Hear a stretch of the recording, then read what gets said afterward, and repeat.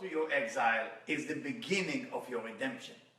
I would like to share first a story, something that I read, and I was so excited today, and I called one of my students in New York. And I told him, I'm so excited. You gotta stop working now and listen to what I have to tell you.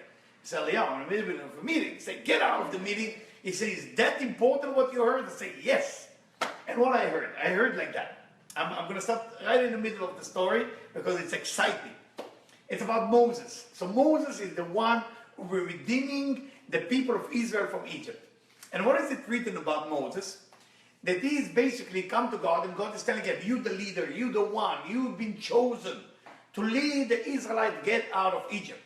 And they say, God, what if they will not listen to me? And God looked at it like Moses judged the people.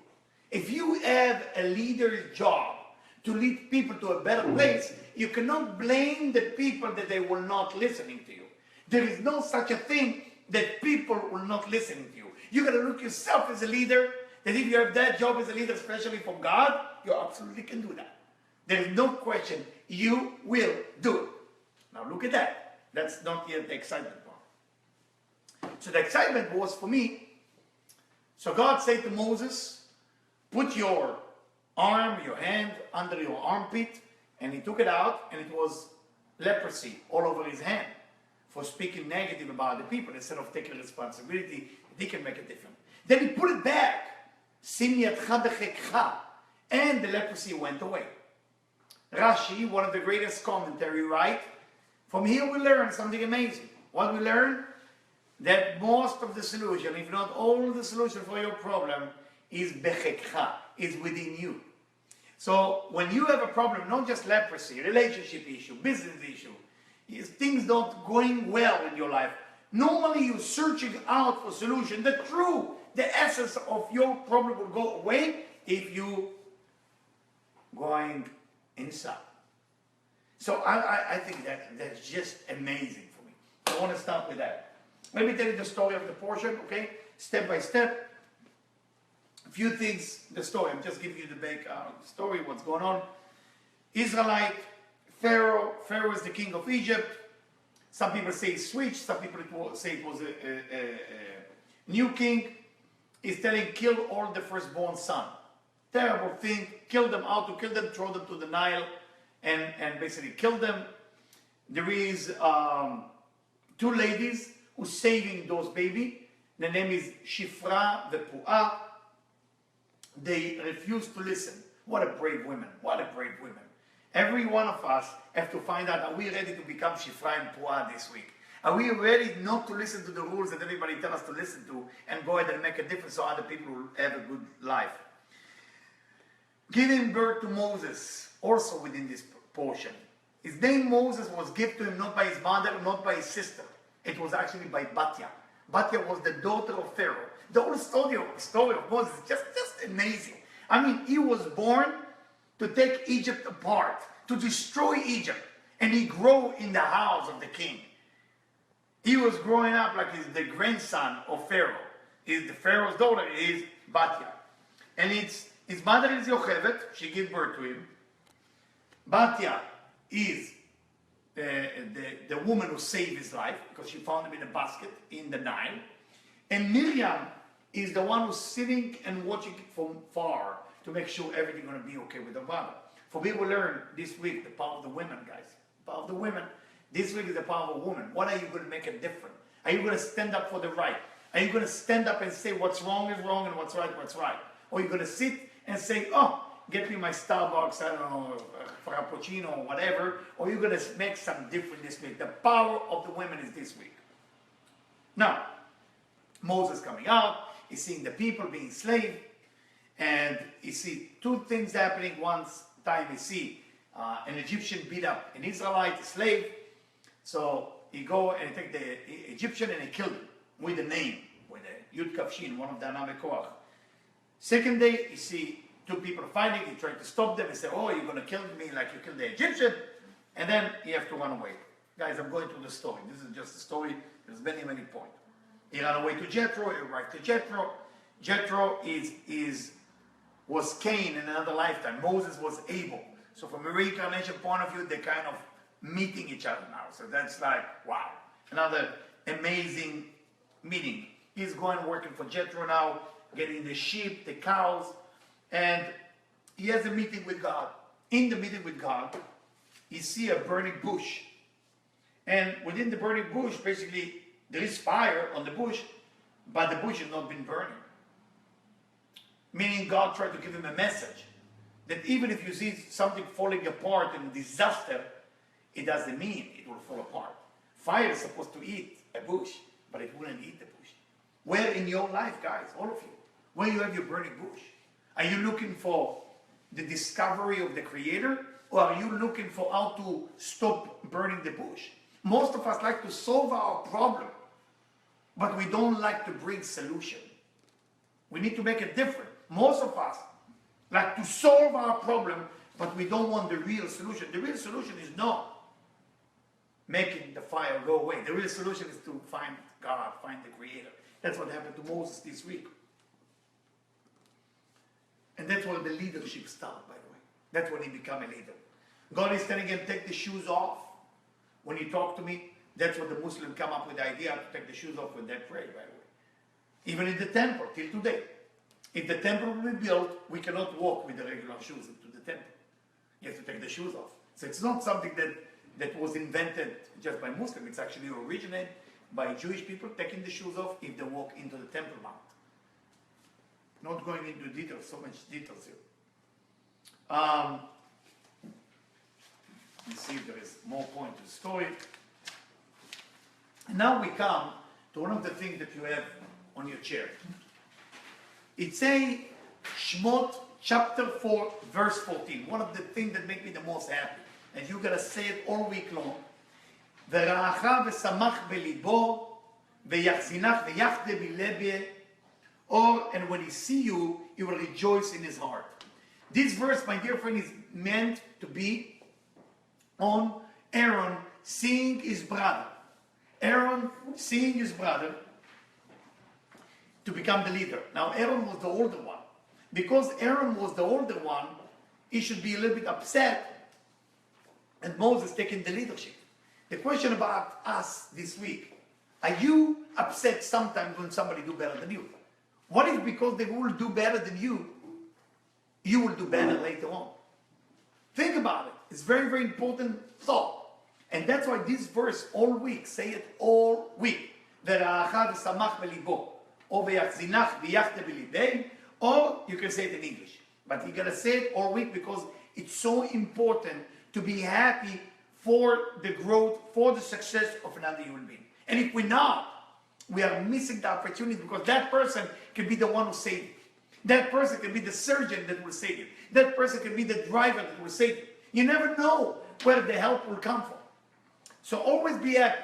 Aaron was the leader of the Israelites in Egypt. All of a sudden, this Moses, his brother, come out from Jethro, and he comes and said, God talked to me in a burning bush. I'm the leader.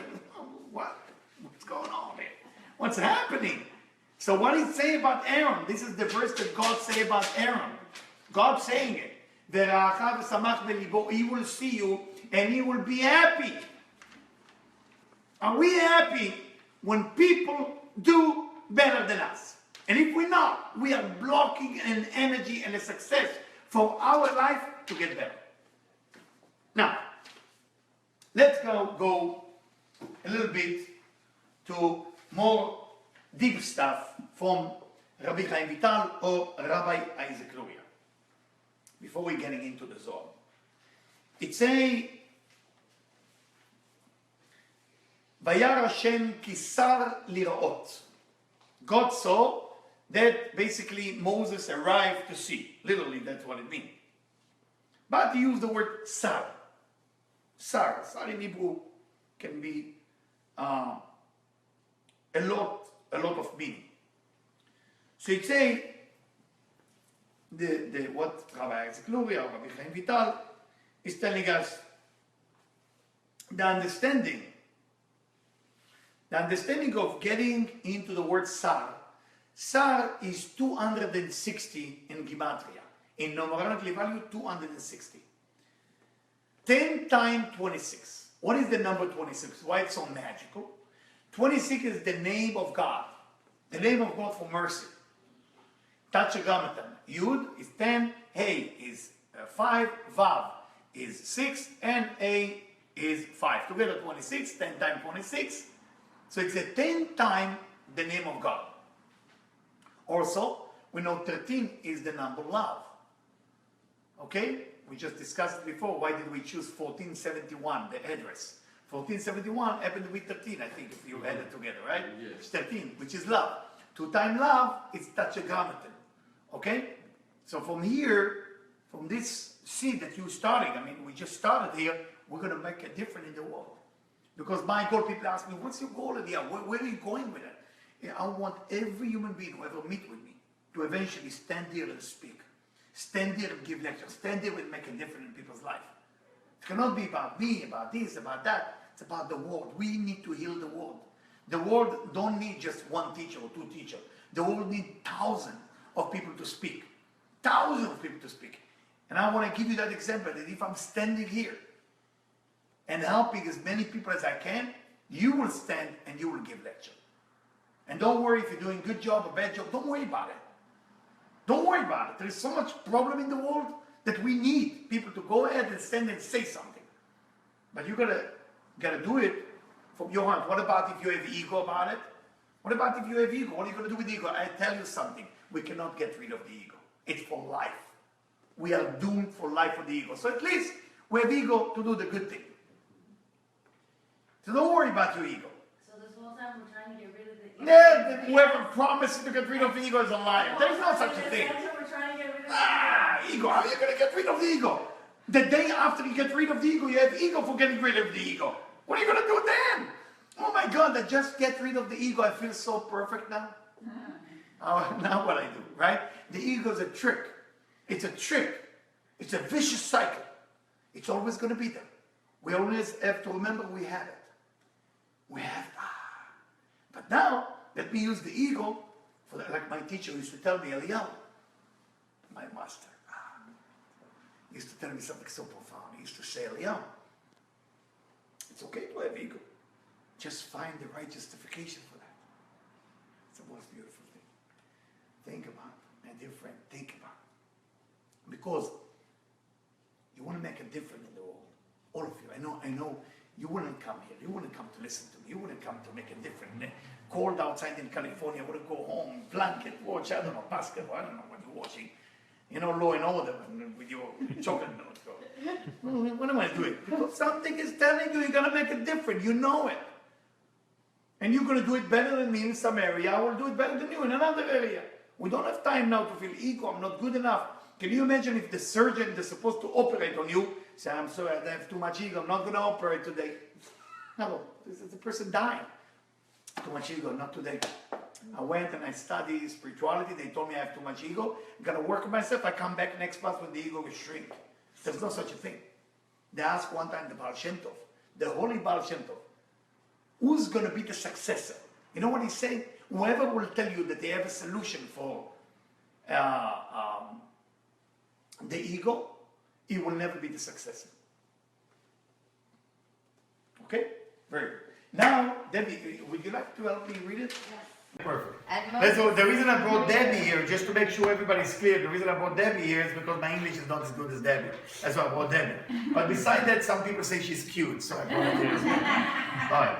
And Moses would take care of his father-in-law's, who was the high priest of Midian flock. Eliyahu Jian said, a psalm of David, the Creator is my shepherd, I shall not want. Meaning, the Creator is my shepherd. Like a shepherd knows where to take his flock to a good place, to an abundant pasture, to a place where there is a stream of water, he straightens their path with righteousness and justice. But of the Creator it is written, he makes me to lie down in green pastures, he leads me beside the still waters, he restores my soul. Rabbi Yossi said, the path of the shepherd, to lead his flock in the right way, to keep them away from stealing, to lead them on a plain, and the stick is in his hand, so they won't wander left or right. That is how the Creator leads the people of Israel on a plain, and at any time he has his stick in his hand, so they won't stray right or left. And another thing, Moses was the shepherd of the flock. Rabbi Yossi said, You should know that any time that the shepherd was smart enough to manage his flock, he can accept the yoke of the kingdom of heaven. If the shepherd is a fool, it is said of him, there is more hope of a fool than of him. I'm going to continue in a second. Okay. So, lead is folk or lead people, meaning that for a leader to lead people, a leader has to accept the yoke. Everybody understand what the yoke is? It's what you put on a bull or on the horse or on the cow. You know this round thing that you put a yoke. You got me once. A yoke. So it's a yoke. It's something you put on your neck of a cow or animal to carry the thing. A leader cannot be a leader if he doesn't accept the yoke of heaven, because then the ego get in. The ego, okay, you have to work on your ego, but you have to remember you will never make it. But you need to work on it. That's a trick about the ego. Because once you think you make it, you will have ego for making it. Okay, so that's a tricky. But the yoke of heaven, meaning that you are never the leader. You're accepting the yoke of the mighty one, I mean God, the divine, the creator. We are putting it on my neck and I say, dear God in heaven, thank you for choosing me to be the leader. Now, I'm responsible for your own people. You know how dangerous it is? I'm responsible for your people. Now, I want to make sure that I'm leading the people in the right direction. I had 2 weeks ago a sad call from people who are very close to me that unfortunately went through some health issue. And my wife saw me in bed. I was worried, I didn't sleep. And I'm going through that for the last 2 weeks. And she said, what's going on? I said, it's very difficult for me. You know, those people trust me very much. I'm leading them to a better life. And I want to make sure their life gets better. And all of a sudden, their daughter gets sick. You know, it didn't all of a sudden. I mean, 6 months ago it started. And so it bothered me. So last night from between midnight till 4 a.m., which I'm not normally. I usually sleep very well. I sleep through the night. I mean, nobody can wake me up. Can make a lot of noise. But last night I couldn't sleep. I'm just thinking about how much pain they're going through, the parents, the daughter. And today I received a phone call that made me tremendously happy from the parents. How happy they are, you know, they're overcoming whatever the daughter is going through. And the reason it makes me happy, because as a leader of a group, okay, I've been leading a group all my life, I mean, since very young age. As a leader of a group, it's very important for me. The leader success is only if the people have success. If my people are not making it, it's not because something wrong with them, something wrong with me. I didn't lead them well. That's what the Zohar tried to teach. So when somebody tell me today, tonight, I've been told about why do we call the lecture a Bible study or something like this. So the person who told me about it saw me very happy. I'm smiling. So, why are you smiling? Why are you so happy? I'm trying to tell you something is wrong. So I need to hear what's wrong because then I can fix it. I don't want to hear what's right. What's right is what's right. That's from heaven. That's the kingdom of heaven. But what's wrong, it's the kingdom of a human. So a human being need to go ahead and fix whatever is wrong so we can make things better. So when we accept the yoke of heaven, all of you are a leader. All of you are a leader. Don't escape from that responsibility. You're going to lead someone or something, or people will follow you. You don't even know, but let's say you have a Facebook page, you have a follower, you're a leader. You have a Twitter, you're a leader. You write an email, you're a leader. You speak, you're a leader. People watch you in Starbucks, how you order your coffee, you're a leader. We are looking at each other all day long. We are affecting people. Remember, your surrounding looking at you. Especially those of you who start following me, those of you who start working with me, you are definitely a leader. And you will be the greatest leader. And you will see. You will see between 6 months to 1 year, all of you will start leading people to a better life. And that's really what we're looking for. When Moses writing the Zohar here, that we are taking the kingdom of heaven on our neck. And we said, of course, Master of the world, let me help your people. All the people you're going to meet is belonging to the Creator in heaven. But we, want to accept that duty with excitement. So when Moses had this argument with God, why should I be a leader, and all that game that he had with God, it wasn't about Moses or the people. It was about, he tried to negotiate a better deal for the people. He tried to tell God, hey, listen, why did you just give them 5? Give them 10, give them 20, give them better life. People who follow a leader should not follow a leader because it's a fun, because it's gonna make your life better. We're a selfish being. That's a way to go. You know, there is a movie called, I don't know if you ever saw this movie. For me, it's a very important movie. It's called Bronx Tale. Most of you know it, or you have no idea what I'm talking about? Bronx Tale, it's a movie with Robert De Niro. He's a bus driver. I think he directed it as well. They're going to do a Broadway on that. What is They're that? going to do a Broadway show on it. Really? They just announced it. Are you serious? Yeah, on Broadway. Oh my God! Oh my God! I finally convinced my family Saturday night to watch it. I said, "Can you please watch it with me?" You're too old with your old movie. I said, "Give me a chance. Give me a chance. That's a good story. Give me a chance. Sit with me. And what are you gonna lose? 2 hours? I'm so happy about it. You make me so happy." So there is in the movie Bronx Tale. He said one of the verses say, "Nobody care." The mafia guy tried to teach the little kids, nobody care. You need to learn, nobody care, in a tough way. It's not about nobody care. We need to understand that people don't go out of the way to make people's life happier. It does not exist. So when you think of yourself as a leader, say, I'm not good enough. No, you are good enough. There's nobody else. It's us. No, wake up. This is it. This is it. You understand? This is it. We must think like Moses. And don't worry, if you lead 2 people, good, you did your job. 5, good. The Talmud right, the Gemara right. Amatzil nefesh echad mi-Israel. A person who saved 1 soul is like he said, matzil et kol ha'olam kulo. He's saving the whole world. 1 soul, 1. He doesn't tell you 1,000. 1. You have 1 follower, Rabbi, you make your job. How many followers Rabbi Isaac Luria has? 1. People think, oh, he was a great rabbi. He didn't even have a synagogue.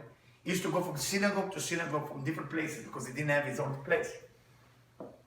Only 1 student, Rabbi Chaim Vital. And by the way, that's the name of the organization. It's not Vital Transformation, it's Vital Transformation. That's after 1 student only. Look for that 1 person that you can affect this week. Be the Moses that you can be. Be the Buddha you can be the Muhammad you can be the Jesus you can be. I don't care what you're going to name it, but be a leader.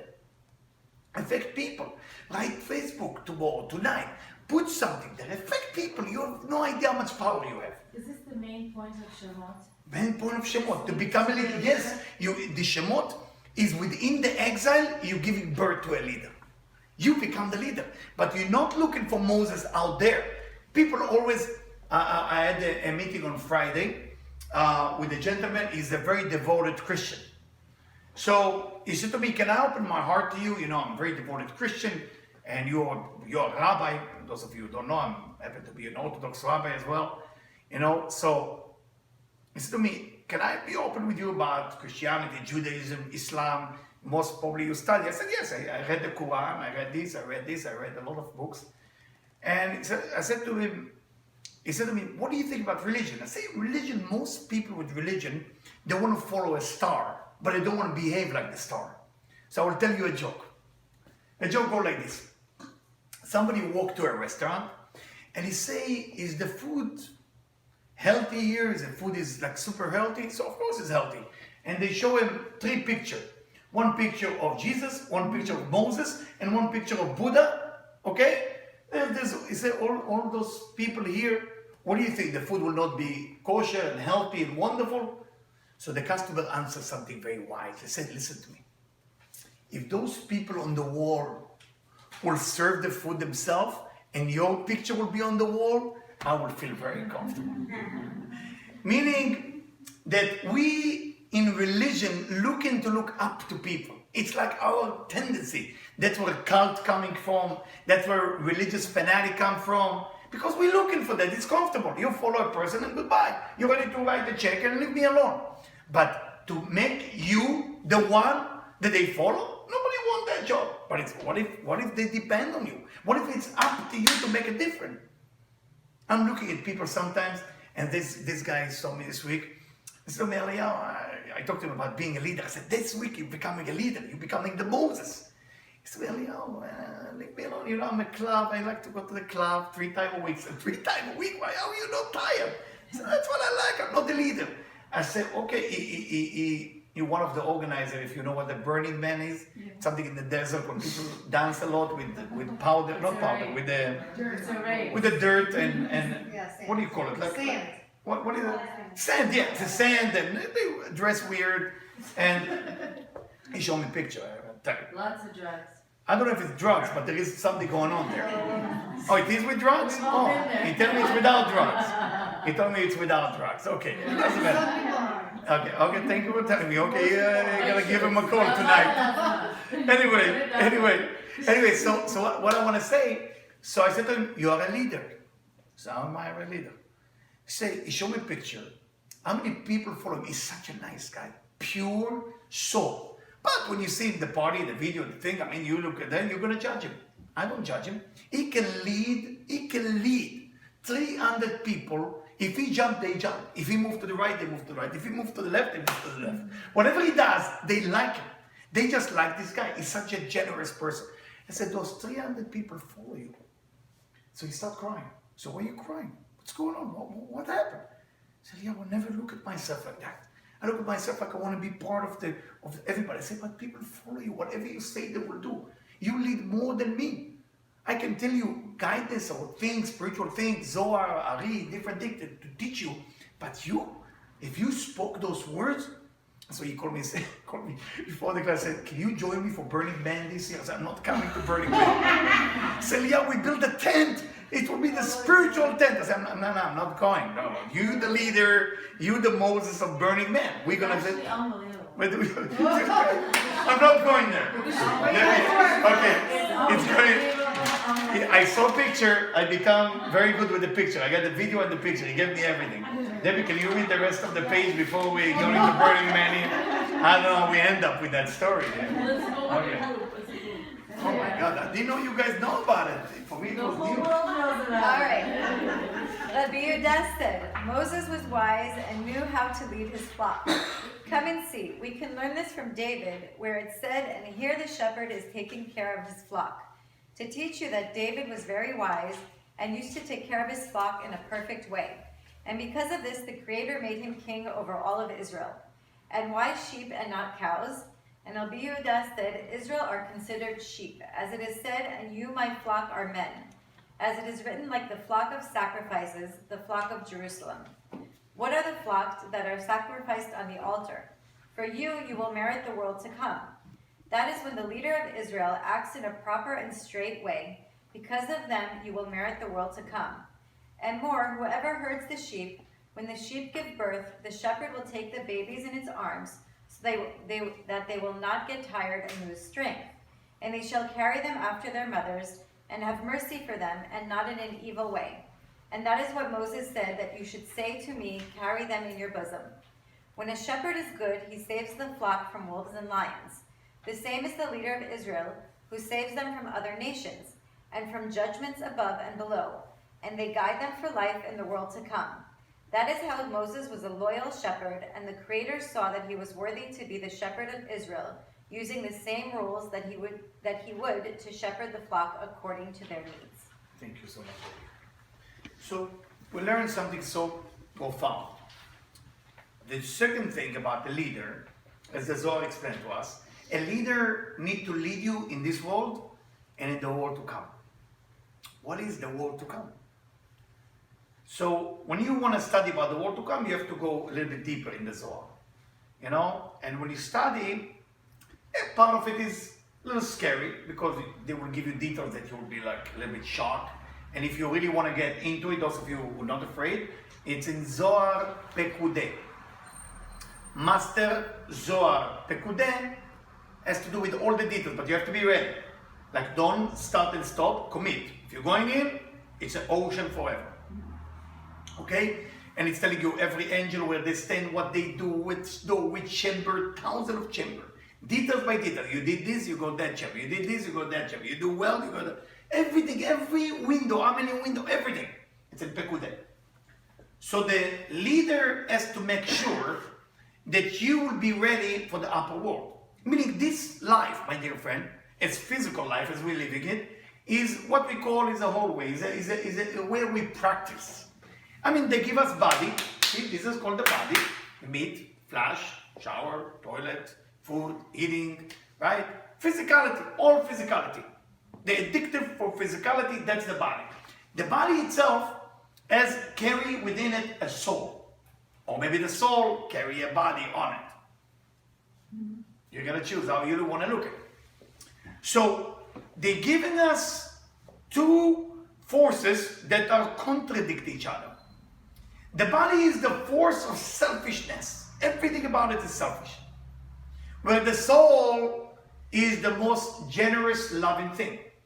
When I look at people who are super selfish, I know they have the greatest potential. Why would they be so selfish? Because that means their body is really evil. But that means their soul is the greatest soul. Why is the body so evil? Why is the body so selfish? Because they carry within them a diamond. Now everybody wants to be selfish. So, I think I'm selfish. You got to be real with yourself, you know? You know, when I meet people who are selfish, and I realize how small I think compared to them, I'm like impressed and they're shocked. I said, you're supposed to be a spiritual teacher. Why are you impressed by our selfishness? So, because you have a great desire. Can you imagine if you change it, who you're going to become? There's a story in the Talmud between Rabbi Yochanan and Rish Lakish. There is a rabbi named Rish Lakish. Rish Lakish was a man that did every crime you can imagine. You don't even dream to do 10% of his crime. Everything. A to Z. Z to A back, and then A to Z again. He knew what's wrong and he did it. One time, as he's doing his sin, he saw a beautiful face doing a mikveh in the river. He thought, oh, what a lovely, amazing looking woman. So he ran as fast as he can to get there, but that lovely woman came out of the river and has a long beard. It was Rabbi Yochanan, who later became his teacher. Rabbi Yochanan, who can read mind, look at him and say his name. He get him really scared. Ish Lakish. He gets very scared. Yes. He said to him two words actually. Kochacha lehoraita. Your power is for the Torah. Your oraita means Torah in Aramaic. He said, I know you're very strong. I know you killed many people with your power. It was a giant. And I know you work as a gladiator when time needed to make the money that you need. But you're born with that power to actually transfer yourself to be a spiritual person. Rish Lakish, if you Google it later, you're going to find that the Rish Lakish changed and become one of the greatest rabbi in the Talmud. That's a change. That's a change. So talk about the person with the most selfish desire a human can have. We're not even close to that little desire. We're not even close to that. And he was transforming it.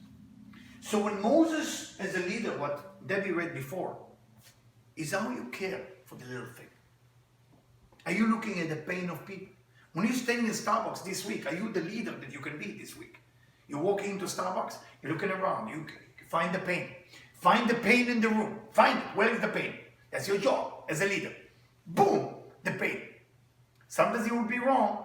Not everything that have a tear pants and doesn't have a coffee in his cup is the painful thing there. Could be people have a pain in the heart and they're wearing a Gucci watch, or if there is a Gucci, or shoes, or Rolls Royce, but the pain in the heart is greater than the guy who have no money. Don't be deceived just by physicality. Some people have greater pain than you can imagine. I saw people with private jet who has more pain than somebody who sleeps in the street. But we're deceived by the money. We say, oh, private jet, no pain. No. Trust me. More pain, less pain. This guy doesn't care about it. Sleep under the bridge on the way to the tent. They're happy. He's just fighting for who's taking the matches tonight. What I'm trying to tell you as a leader, start to feel the pain of people. You want to get the spirit of Moses this week. Start to feel the pain. Beg the Creator. I want to know the pain of people. I want to see what they're going through. I want to see go through. Those of you who have time, go volunteer in the hospital. Go volunteer in the children where they take the kids sometimes who are very, very sick. And don't look at just the children, because children taking it easier than the parents. Look at the parents' eyes. Feel the pain. You can help. Some parents don't want your help. I'll tell you a story now, personal story. I don't know if you know, my wife and me, when my wife gave birth, because of condition, without going into details, my wife always gave birth before the time. So the kids has to stay in incubator. And we were in UCLA, and every mother would come to give birth, take the baby home. And we have to leave the baby there for incubator. And we ask ourselves, we're spiritual people, we meditate, we're doing everything perfect. And here we are in it's called intensive care, ICU, right? ICU with a baby with all kind of condition. Thank God we didn't see that our baby doing perfectly, but we wanted a better deal. You want a better deal, you want to take the baby home. Next to us, because the baby was hole in his heart, problem in his lung, and problem is in the ankles. They don't know if they're going to make it. And the parents keep being happy. His story is not end. And I'm saying to Debbie, listen, Debbie, we got a serious problem. She said, what do you mean? I said, look at those parents. They're like happy. We're sitting here angry with God. What's going on with our life? And they're happy. She said, okay. So I'm going to ask them what their secret. I mean, here I'm studying all my life, but I want to know what's their secret. They have a secret. I want to know from them. I want to learn from them. And if you guys don't ready to learn from everybody, that's a problem. A leader always learns from everybody. I go to them and say, excuse me, I don't want to get involved in your story, but what's your secret? I mean, we have a baby here, you have a baby, everybody come to cry. You're the most happy parents. And you hear from the nurses, it's a tough condition. It is the toughest condition. What's your secret? Open your heart, my friend, for what they answer me. Listen to what they answer me. The husband looked at me and said, my wife didn't give birth to this baby. So now I start crying. So what do you mean? So what the parents who give birth to the baby, they want the baby after they heard the condition. They left the baby. So they told us that there is a baby, and we run with our opportunity because my wife cannot have kids. And we are so happy.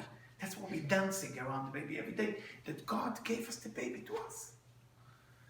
So I come to hear the lesson, and I find out not only that they're bigger than me, they are actually, this is not even their baby, and they are so glad and have gratitude. I say, those are the leader. Those are the leader of example for me. They were my example.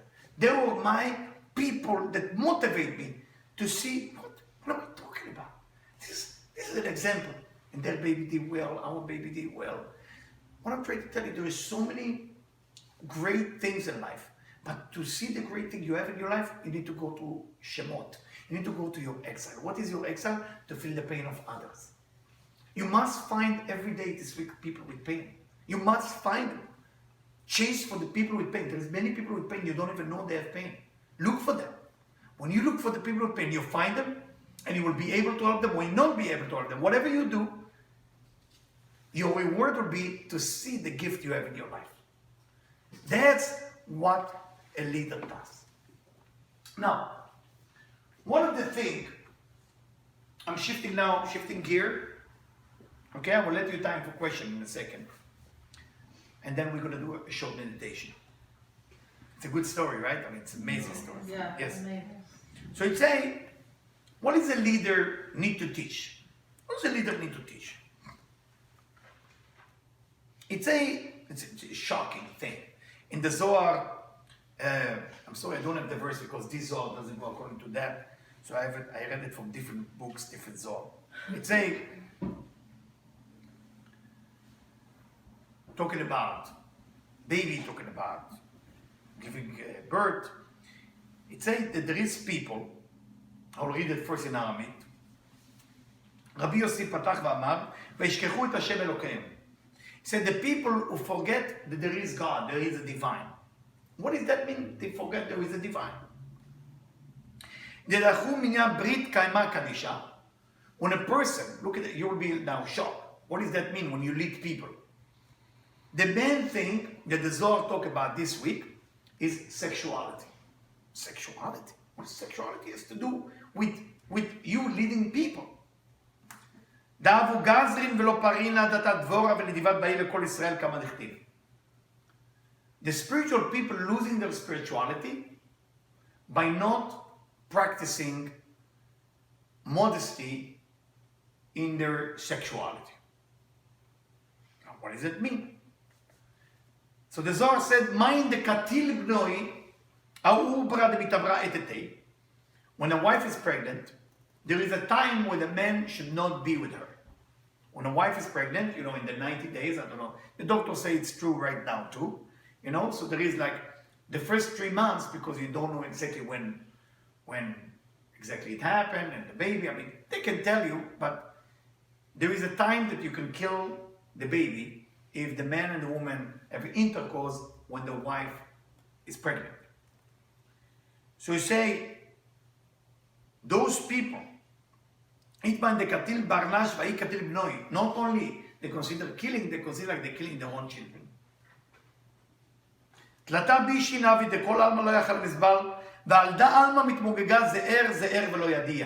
Okay, that's what the Zohar is telling you.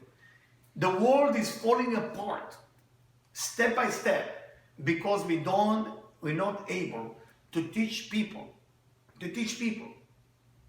about sexuality. Now, you think about sexuality, it's normally either people have fun doing it, or people fanatic will tell you cannot do it. That's what you have. You have either black or white. People tell you, you're not doing making love according to the laws of the God. You're right away going to hate them. Or there's people who will tell you got to do it as often as again. Some people like them, some people will go against them. So there is like black and white. There is no real spiritual explanation. And the Zohar this week, Parasha, most of the stuff of the Zohar this week is about how to become the Messiah, like Moses, how to become the leader, and how to control your sexual balance in your life.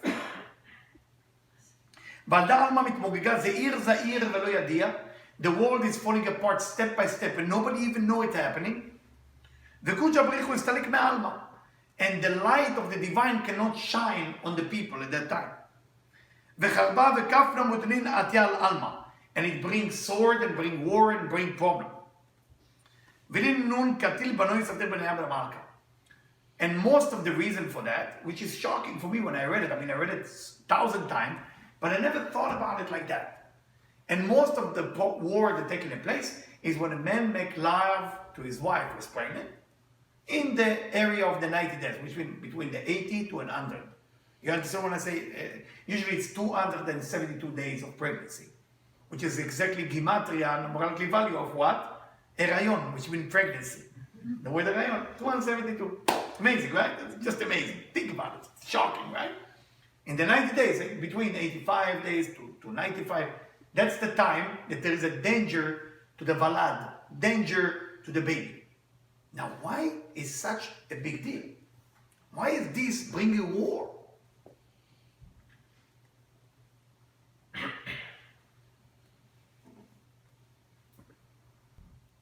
Because the female aspect of God is wandering and cannot find where to rest. And this is where the tears of the universe crying for. Because there is killing, but nobody even consider there is killing. And when that killing taking a place, it allows war to take a place as well. Now, what can we do about it? Nothing. Basically, nothing.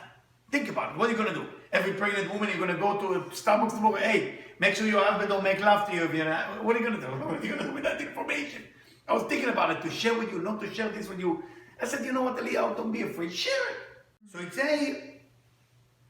for that person, is a person who doesn't kill with the sword, doesn't kill with the knife, doesn't kill with the poison, but he killed because he doesn't know. So what about people who don't know? Today, doctors are telling you, I don't know if you know, doctors telling you, be careful. They're telling you that. Why we have to mention it here in this week parasha? I tell you why.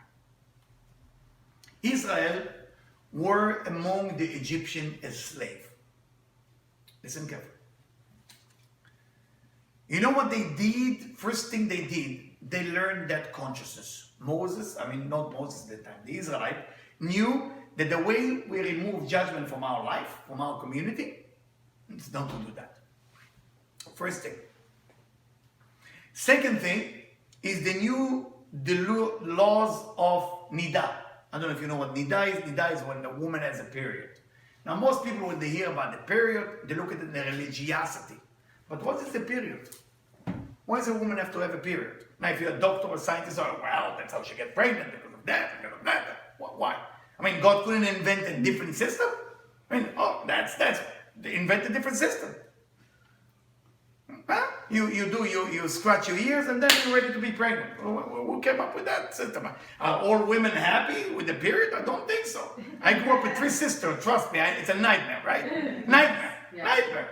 I mean, can you imagine 3 of them getting it at the same time and I get beat up at the same time? No brother, nothing. 3 sisters. You know, it's very difficult. I don't know if you're getting it.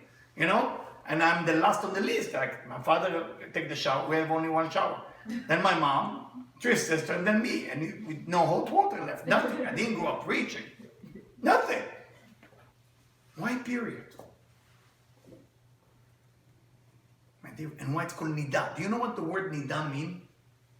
No. Exile. You're in exile, huh? Every woman who has Nida, she's in exile. What does that mean? Secret, my dear friend, secret. It's written in the Zohar that the way that the leaders lead the Israelites to be successful while they're slave and they made it is because they kept not to kill the baby. And the second thing they kept is Nida. Is to be able to make sure that they keep the Nida. What is a Nida? When a woman goes into the period, she is actually going back in time, and that's why it's monthly, right? It's supposed to be. And the monthly, the moon, okay, it's going back to the time of the snake. She has to deal with Eve within her, dealing with the snake, fighting with the snake again. It's a very tough time for a woman. She goes into the snake and she starts fighting with him again. A man can never do it. That's why the snake never approached the man. The snake approached the woman, because the woman is supposed to win him, but she didn't, since Eve. So a woman has to go through that cycle to remind her of that war. If a man gets closer to a woman at that time, he's a dead man. Not just, I'm not talking about emotional dead man. I'm talking about the energy that the woman requires at that time. It's the snake energy. She's in the middle of a war, don't bother her. A man needs to know not to bother her, and a woman needs to know that a man can never handle that energy. He will die. It's considered like death. Death. It's written in the Zohar that most of the money of the family and the man depends on the woman, not on the man. It never depends on the man. I know men like to take credit for everything, but it's not true. So the woman is the one who brings all the money down, but in the time of the Nida, that's the time that the money go away. So if the man, let's say, start connecting with her, dancing, they want to be so much together, no. This is the time they are staying away from each other. When they stay away from each other, they building something very powerful. And when they build that powerful thing, the manifestation of the money, the manifestation only of physicality, by the way. Nida is only fixed physicality in your life. Your health, your money, your home, your success of your people surrounding you, people liking you, all those things is being success through the Nida. So the woman is in charge of that. But unfortunately, because of rabbi, because of priest, because of many people preaching people so much about that, people start to become fanatic about it, and nobody would like to become fanatic. So it sounds like a religious thing. But if people only knew what the Zohar telling us, is that's how you save yourself from slavery. So a woman needs to be able to say to a man, hey, listen, I'm in my time right now, stay away from it, it's bad for me and bad for you. Good luck. See you in 1 week. No, seriously, it's a very serious. This has nothing to do with religion. It's a system. It is chemistry. It is whatever you want to call it. This is serious. Okay, so that's the second thing that saved the Israelites from being slaves, make them to be a leader. Third thing is weird a little bit, kind of weird. A relative, say it, don't say it, say it, Eliyahu, say it. What's the big deal? It's saying, מפני מה זכו נשים להי? Why the women of Egypt were able to lead their men, their children, and their husband and their brother to become leader? Why? What's special about those women? They were slaves. You know, those women in Egypt work more than the men. I don't know if you know that. They were part of building the pyramid. To humiliate the men, they sent the men to cook in the kitchen. And they took the women to do the hard work, to humiliate the family of the slave.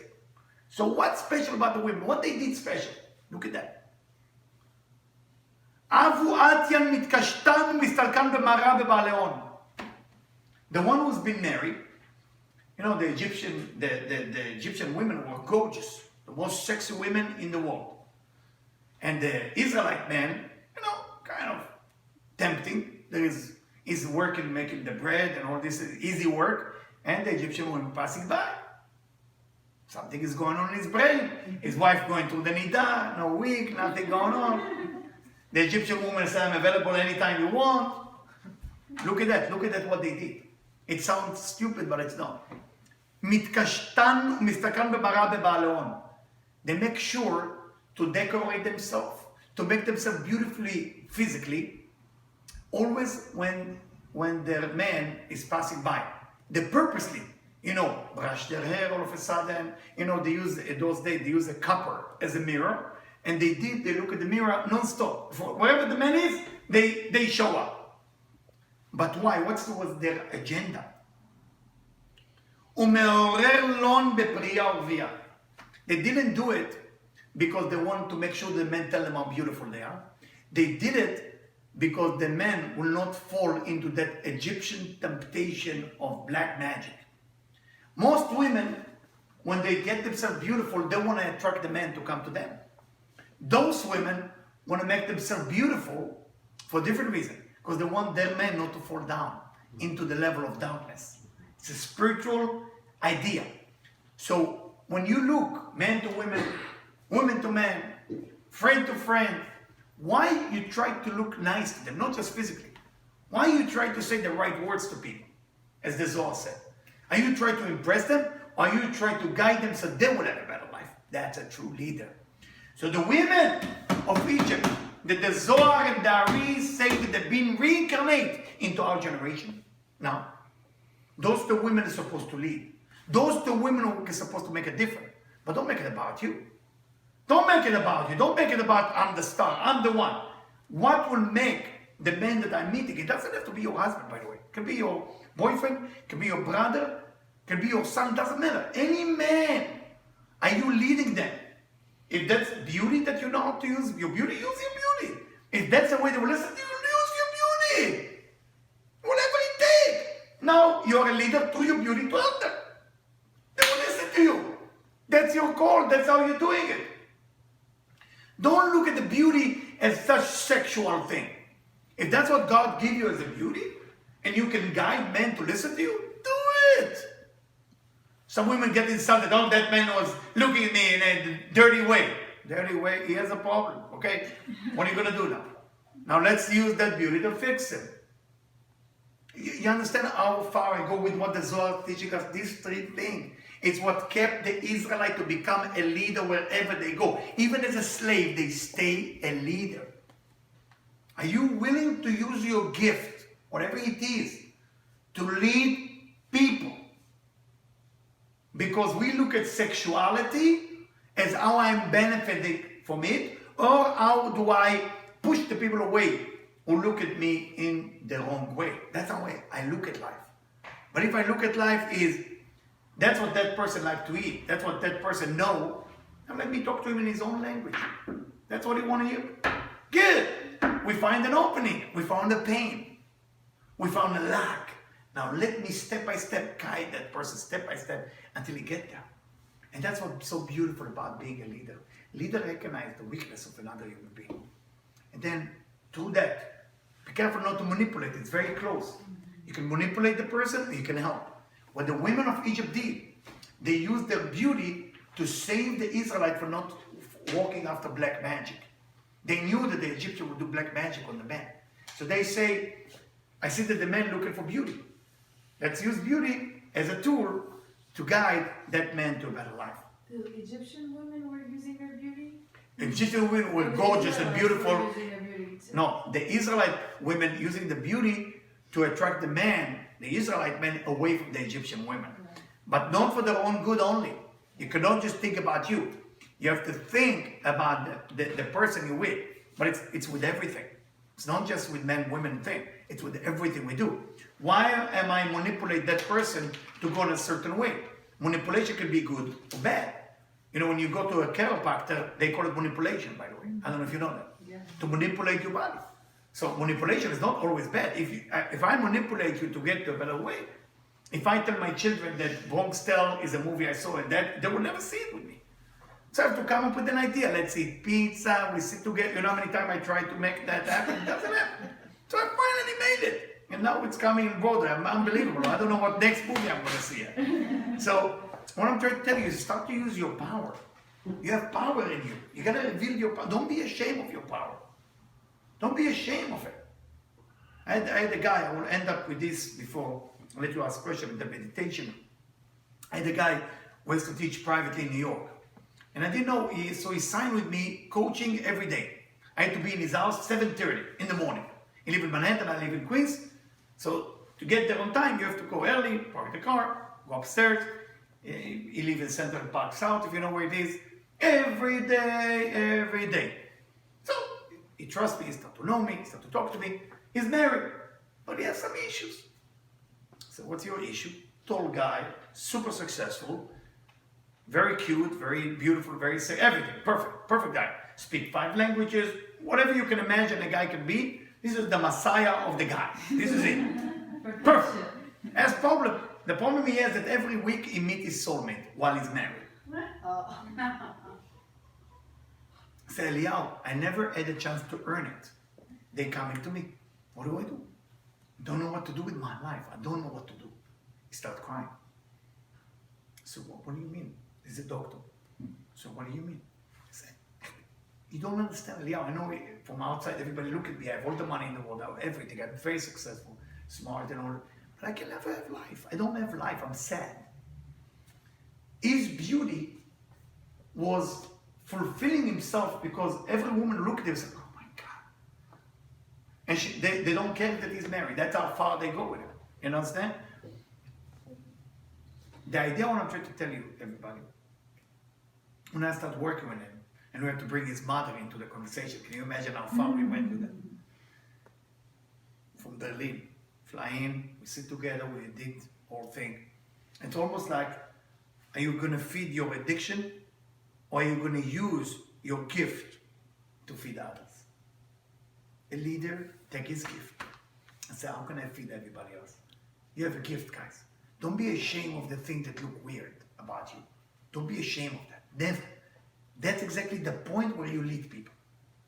I don't know how to lead people in a Burning Man. I don't know how to lead people in a club. I don't get this thing. When I go to a club, I went to put a mezuzah to bless a place. I thought my kidney would jump out almost. The voice, the sound, the bass was so hard that you feel it in your body. Boom, boom, boom, boom, boom. I almost told the guys, can lower the volume a little bit. Something's wrong. What's wrong with you people? And the smoke was coming from the ceiling everywhere, and the light was on and off. You get panic attack. You need you feel like you're under attack. Forget terrorist attack. That feels like terrorist attack to me. People pay for that. And exactly. And so the owner of that place, it's a very famous place. It's in New York. It's in New York on the west side. It's one of the biggest clubs. So guy invited me there. I went with Debbie. Debbie, remember that? It was a surprise for Debbie's birthday. It was a nightmare. We went there, and I said, you gotta give me a room with loud sound. I can't take that sound. I said, Eliyahu, what do you mean? I'm respecting you. I said, there's no respect to me. There's no respect. I'm suffering. I'm literally suffering. So we're getting there, and we're sitting in the room together, thinking, are we that old? Are we that old? We're not. We like music, we like to dance, we like to have fun with people. But we went to the dancing square. There is a dancing square where you see, I don't know if it's 300 people, but what? It's true story. The name of the club is in 38th Street and maybe 11th Avenue. Okay. It's a very famous place. Exit. Exit. I don't know the name. So So there is like 300 people, you only see their head, you don't see the faces. So remember, she holding me like this and say, don't lose me, I said, don't lose me too. Because we don't know where we are. You don't know if you dance, you don't know who you're dancing with. And we are like afraid, it's panic attack. So we get into that, so the owner come with the manager and the girls, and they say, are you okay? We get you a kosher wine and food, thank you for the blessing. And I said, I'm not primitive, I'm super open-minded. I never judge anybody who do whatever they want to do. I said, but what's the fun? Tell me the fun about that place. So he said, you want to know what the fun is? So he reached to his pocket and he showed me a pill. Oh. I said, what's that? So when you take that pill, I think it was blue, and you will see everything different. It's ecstasy. I don't know what it was, but that's what he said to us. Huh? He can. I said, so you want to tell me I'm coming to a place that panicked me, so I can take the pills to relax me. So this catch-22, why would I do that? Anyway, I'm not against club, I'm just need to get there. I still don't get it. I mean, I can build a different kind of club. No, seriously, why the music have to be crazy? Anyway, be the leader this week, lead the people. Let's take some questions and then we go into meditation right away. Anybody want to ask something? Yes, yes, no, no.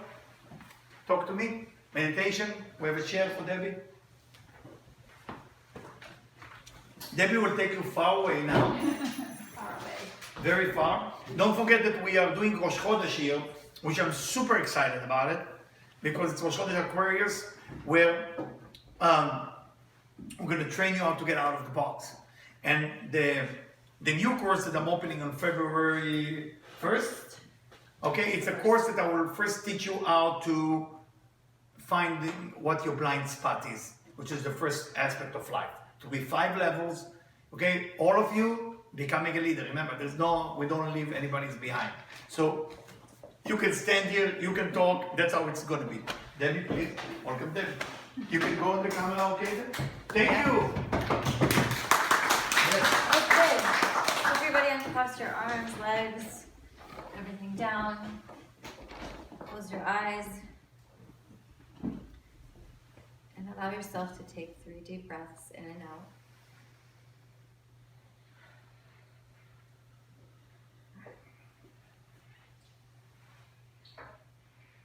I want you to take yourself to a calm place, to a relaxing place, to a place where you feel love, you feel warmth, comfort.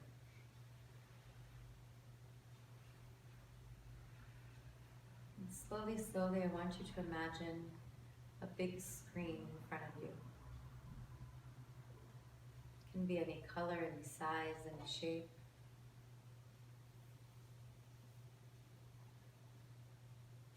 You can make it pretty, you can decorate it.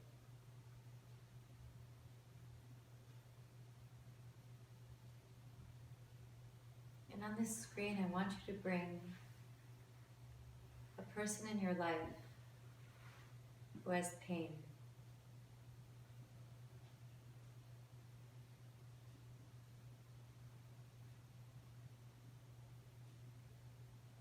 I want you to be able to feel their pain.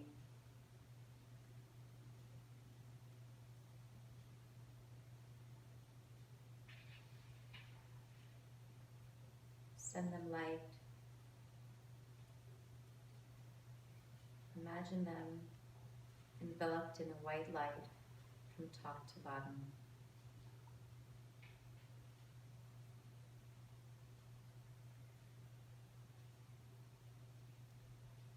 I want you to see yourself, how you slowly, slowly feel their pain and help them, guide them with your love, with your emotions. How you guide them slowly to get out of their pain.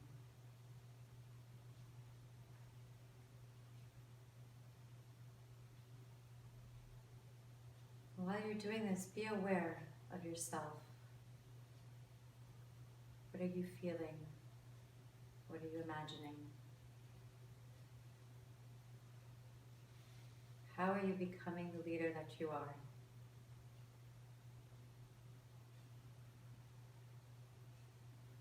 What shape, what form, what emotions,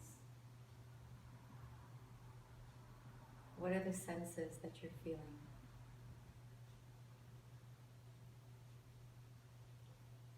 And helping that person.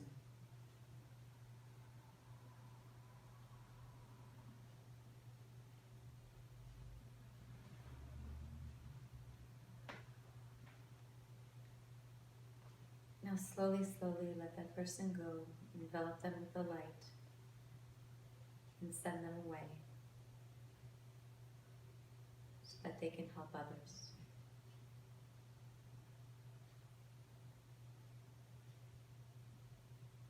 Now I want you to see yourself on that screen. Paint a picture of yourself.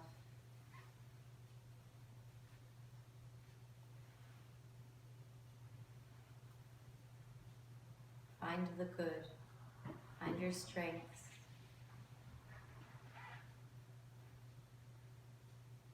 Find the abilities that already are within you to become a leader.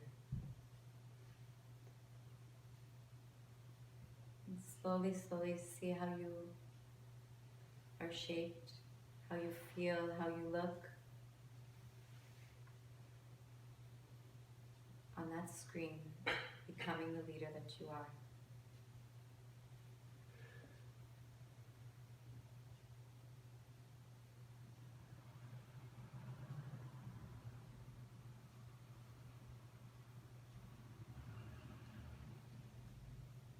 Now imagine taking all of that strength, all of that power, and slowly, slowly affecting people, your family, your friends, the world around you, with your unique abilities, your unique leadership. See yourself surrounded by the white light. Feel that warmth. Feel that energy that you're taking with you as a leader in your life. Feel the happiness that is inside of you because you know and you see that you have that ability.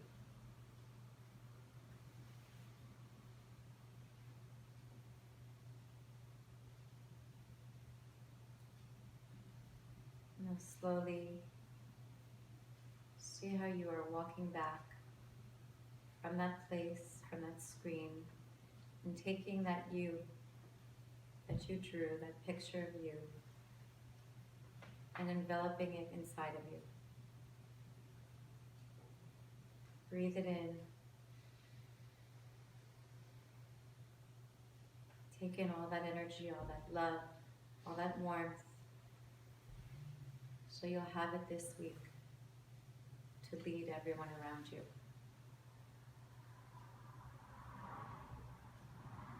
And on the count of 3, you can open your eyes.